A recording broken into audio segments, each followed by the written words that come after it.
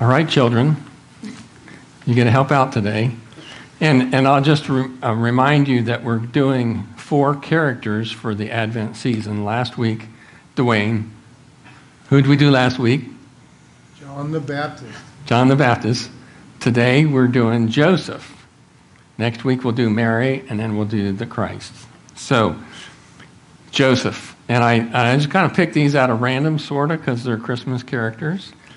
And I didn't realize how hard it was going to be to do Joseph. Not that Joseph is hard, but to bring a spiritual connection. So all of you need to consider the upper and lower story for Joseph as we're approaching that, because I'm going to ask you and you're going to have to share, because I didn't know what to say, so it's your guys' job today. Anyway, so that being said, Joseph, what good, this is for you children now, what good are dads? What good are dads? And Kinsey, you're going to have to help, because people are going to want to say something, and they're going to have to wait for Kinsey to get there. Dads make the coffee.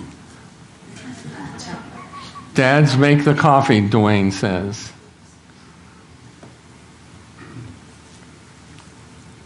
Gail. Aren't dads men the spiritual leaders of the household? Biblically. Yes. Yes.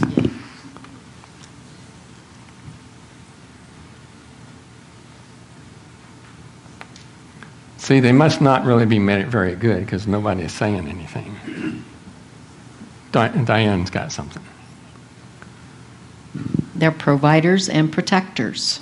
Providers and protectors. Very good. Thank you. Anybody else?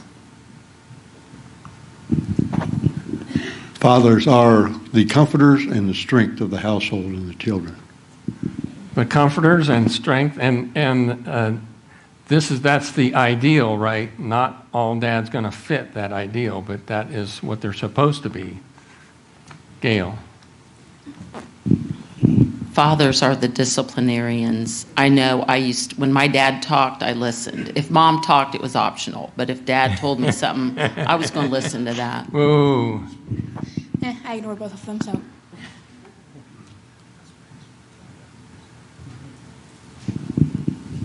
I didn't have a good father, but I had a great stepfather who loved me unconditionally. Very good. Wayne up here has a comment. Wayne. I don't remember, guys. I don't have people's names.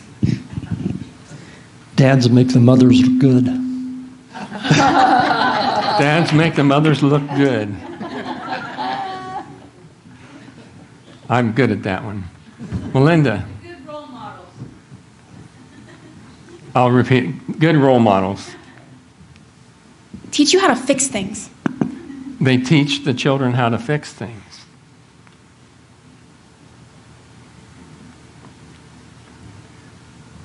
So I put down, they teach you, the children, what they know. And Jesus, as you might know this, Jesus didn't start his ministry till he was 30 years old. And there's some kind of rules in Jewish culture that if you're a rabbi, you really don't start until you're 30. You get all this schooling and everything. So 30 is kind of the magic age. And so what does that mean? That means that Jesus probably worked with his dad in the carpentry shop pretty much till he was 30 years old. And there's another statement that Jesus was obedient to his parents after the incident with being 12 years old at the temple, going off and leaving his parents, that after that, he was obedient to his parents. So in that culture, you would have been with your dad.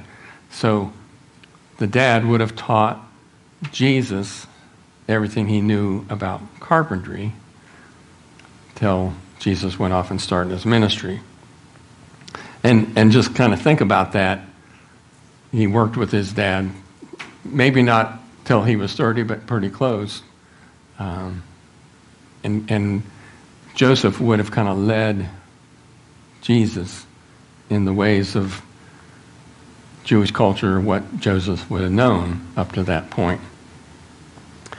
And provide for family, and that's jointly with mom, but provide with family, and that's what Joseph, especially in that culture, his role would have been provide and protect.